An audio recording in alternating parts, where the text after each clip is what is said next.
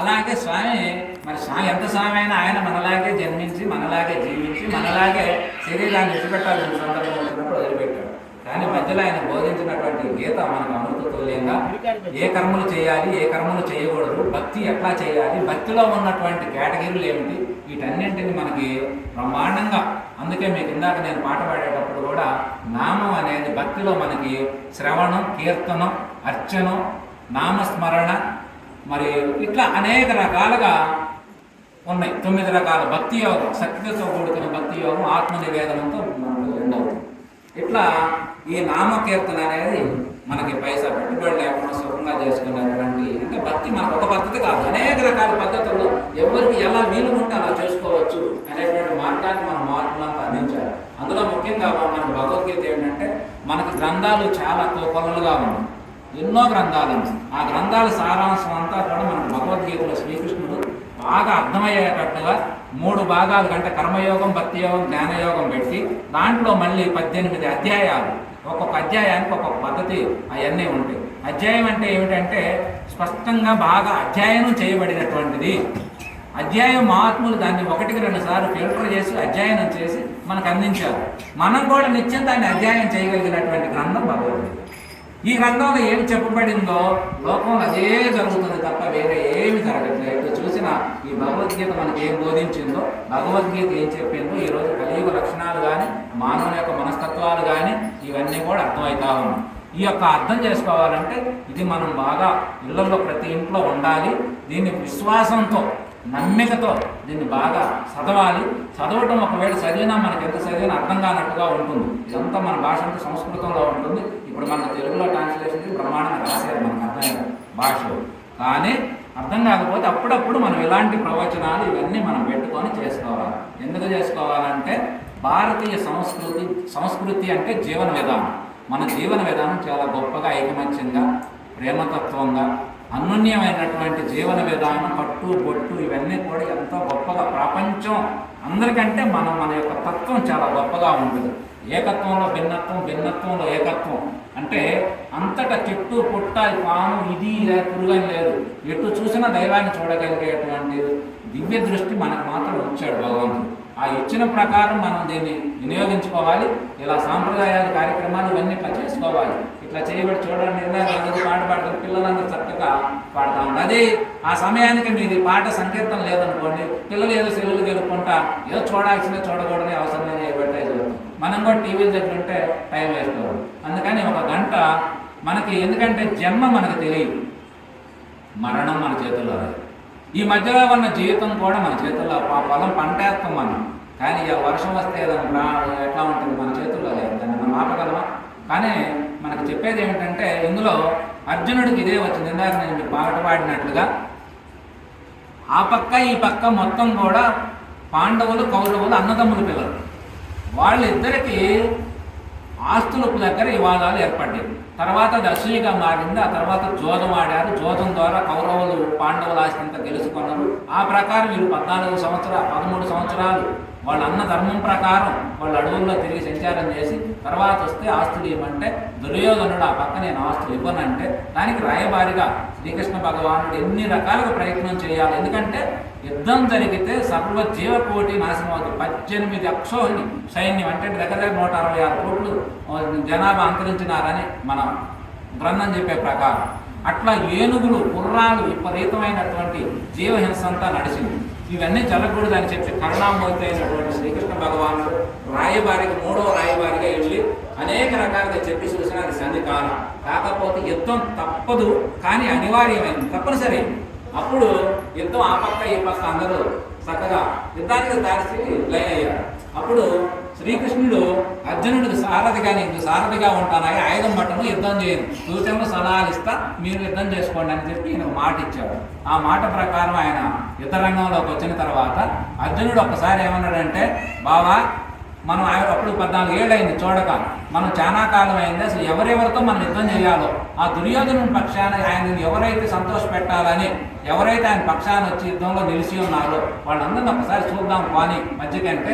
అప్పుడు కృష్ణుడు రథం చేసుకొచ్చి చక్కగా వెనక రథం ఉంటుంది, రథం చేసుకొచ్చి ఆ యొక్క బంధువులు మధ్యలో పెట్టాడు. వాళ్ళందరూ చూసేసరికి ఎదురంగా ఎవరెవరు ఉన్నారంటే ముత్తాతలు, తాతలు, మనవళ్ళు, కొడుకులు, బామరుతులు, బావలు, పిల్లనిచ్చిన మామలు, ఎటు చూసినా ఇప్పుడు మీరు కానీ మీ తెగ అందరూ ఎటు చూసినా వీళ్ళందరూ మా వాళ్ళు అని చెబుతుంటారు ధనమయ్య. ఎటు చూసినా వాళ్ళే. ఇప్పుడు రేపొద్దు మీరే యుద్ధం చేసుకోవాలంటే ఏం చేయాలి చెప్పండి? అర్జునుడికి ఎటు చూసినా చిన్న చిన్న మనవాళ్ళ దగ్గర నుంచి, ఎందుకంటే 4-5 తరాలు ఉంటాయి వాళ్ళ వయసులో అట్లా ఉండే అప్పుడు. అంత పెద్ద వయసు, అన్ని తరాలు, ఇంతమంది ఉంటే వీళ్ళందరూ యుద్ధానికి తారీశీలిని చూసిన తర్వాత గురువులు, అందరూ గురువులే, బోధించినటువంటి గురువులు, అందరూ బంధువులు, చిన్నపిల్లలు, అందరూ మగతాడు కట్టిన మగవాళ్ళందరూ వచ్చి యుద్ధం అన్నారు. అప్పుడు అర్జునుడు చూసిన తర్వాత అర్జునుడు, ఎందుకంటే అప్పుడున్న కాలంలో అర్జునుడు అంత గొప్ప పరాక్రమం, రాముడితో సరిసమానమైనటువంటి వ్యక్తి అర్జునుడు. కానీ వీళ్ళందరూ చూసిన తర్వాత ఆయనకి ఏమనిపించింది? ఇంతమంది గురుజనులు, వీళ్ళందరూ భీష్మ పితామహుడు, వీళ్ళందరూ మా ముత్తాత, ఈయన మమ్మల్ని ఎత్తుకొని సాకాడు చక్కగా, ఈయన మా గురువు గారు నాకు విద్య బోధించాడు, మా అన్నదమ్ములు వీళ్ళందరూ ఇటు చూసినా బంధువులు తప్ప వేరే వాళ్ళు లేరని చెప్పి ఆయన హృదయం కరిగి ఒక రకమైన మమకారానికి, మోహానికి కూడా లోనయ్యి, ఈ యుద్ధం నేను చేయలేను, నేను ఎవరిని చంపలేను, ఎందుకంటే యుద్ధం అనేది నేను చెయ్యను అంటే నా చేత కాదంటున్నా ఆయన, నేను చెయ్యను అని చెప్పి ఆయన మమకారానికి, మోహానికి లోనయ్యి ఆయుధాన్ని జారి విడిసి రథంలో కూర్చోడు. అప్పుడు అని మళ్ళీ ఫస్ట్ అధ్యాయం అంతా అర్జునుడు బోధ ఉంటుంది చక్కగా. ఏమనంటే మన వీళ్ళంతా బంధువులేగా బావా, మనం వీళ్ళందరినీ చంపుకొని ఆ యొక్క నెత్తిటి కూడితో మనం చేసుకొని మనం సాధించేది ఏముంది? మన ఏ జనం అయితే మన వాళ్ళందరి కోసం మనం యుద్ధం చేద్దాం అనుకుంటున్నాం, అట్లాంటి వాళ్ళందరూ వచ్చి మన ఎదురుగా నిలబడితే వారితో మనం యుద్ధం చేయడం వల్ల మనకు వచ్చే ప్రయోజనం ఏమిటి? వాళ్ళందరూ చనిపోతారు. వాళ్ళందరూ చంపటం వల్ల మనకు వచ్చే లాభం ఏమిటి? పైగా పురుషులందరూ చనిపోతే, స్త్రీమూర్తులంతా వితంతువులైతే, రేపు వర్ణ సంకరం ఏర్పడితే, రేపు జాతి అంతా వివక్ష తేడాలు వస్తే వీటన్నిటి కారణం ఏమిటి? ఇవన్నీ మనం తెలిసి కూడా మన ఇద్దరం ఇంత తెలియకలవాళ్ళం అయ్యి ఇట్లాంటి తప్పుకి మనం పూనుకున్నాం బాబా, ఇది తప్పు అడుగుంది అని చెప్పి ఫస్ట్ అధ్యాయం అర్జునుడు శ్రీకృష్ణ పరమాత్మకి ప్రశ్నోత్తరంగా బోధించడం జరిగింది. ఆయన ఇంటావన్నాడు చిరునవ్వుతో. ఈయనే ఈ రకంగా బోధంతా సాగిన తర్వాత 2వ అధ్యాయంలో 2వ శ్లోకం దగ్గరికి వచ్చినాక అప్పుడు శ్రీకృష్ణుడు చిరునవ్వు నవ్వి, నాయనా నువ్వు చెప్పే మాట పండితులు చెప్పేటువంటి బోధ నువ్వు బాగానే చెబుతున్నావు, నువ్వు చెప్పే మాట కరెక్టే, నేను తప్పంటలా. కానీ నువ్వు ఉన్న సిచ్యువేషన్ ఏమిటి? మనకి భారతీయ తత్వం ఏమిటంటే ధర్మం ప్రధానం మనకి. నువ్వు యుద్ధాన్ని నిన్ను నమ్ముకొని యుద్ధం మొదలైంది. కానీ ఇప్పుడేమో నువ్వు అంత బంధువులు ఎట్లా చేసేయని అంటున్నావు కాబట్టి ఇందులో నీవు చేయటానికి నువ్వెవరివి, చేయించడానికి నేనెవరిని, కాలం అనేది దాటరానిది.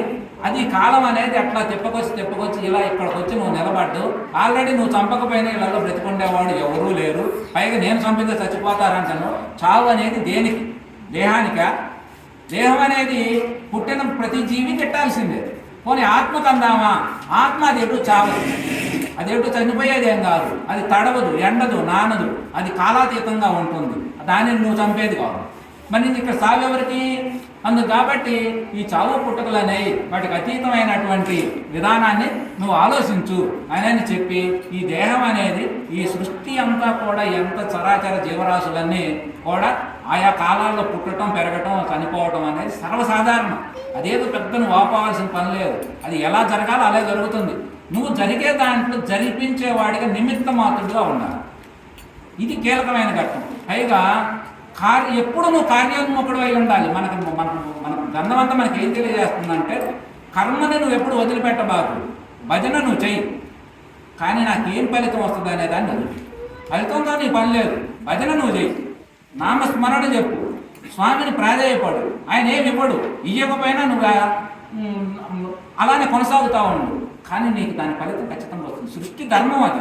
ఎవరు ఏ పని చేస్తే ఆ పనికి ఫలితాన్ని ఇవ్వటం సృష్టి ధర్మం, అది మనకు సంబంధం లేదు. కాబట్టి యుద్ధం అనేది నువ్వు ఖచ్చితంగా నువ్వు చెయ్యమనో వద్దనో నేను చెప్పట్లా, కానీ నువ్వు చెప్పే కారణం ఉందే అది మాత్రం కరెక్ట్ కాదు అని చెప్పి ఆ విధంగా చక్కగా బోధించి కార్యోన్ముఖుడు కావాలి. నువ్వు ఎప్పుడు కర్మ ఫలాన్ని త్యాగం చేయి, కర్మను మాత్రం ఎప్పుడు త్యాగం చేయకూడదు. ఎవరు ఏ పాత్రలో ఉంటే ఆ పనికి తగ్గట్టు ఖచ్చితంగా పని చేసి తీరాలి. రైతు ఖచ్చితంగా పని చేయాలి, ఇంకొక పని ఉంది ఆ పని చేయాలి, అర్చక స్వామి ఆయన పని ఆయన చేయాలి. ఎవరు పని వాడు పూచా తప్పకుండా పాటిస్తే సృష్టి అద్భుతంగా నడుస్తూ ఉంటుంది. అట్లా కాకుండా కలగా పొలగం చేసుకొని ఈరోజు వ్యవస్థలన్నీ పాడైపోతున్నాయి. పాడైపోవటం వల్ల ఏమవుతుంది? ఇబ్బంది అవుతుంది. అవన్నీ నమ్మకాలన్నీ దెబ్బతింటున్నాయి. వ్యవస్థలన్నీ డబ్బులు మైకంలో పడి రాజకీయ వ్యవస్థ, సినిమా వ్యవస్థ, వైద్య వ్యవస్థ, విద్యా వ్యవస్థలన్నీ కూడా అన్ని ధర్మం గాడి తప్పుతున్నాయి. ధర్మం అనేది అంత ప్రధానమైంది, అందుకని నువ్వు ధర్మం ప్రకారం యుద్ధం చేయి, చావు పుట్టుకలు నీ సంబంధం లేదు అని చెప్పి నిత్య కార్యోన్ముఖుడిని చేశాడు.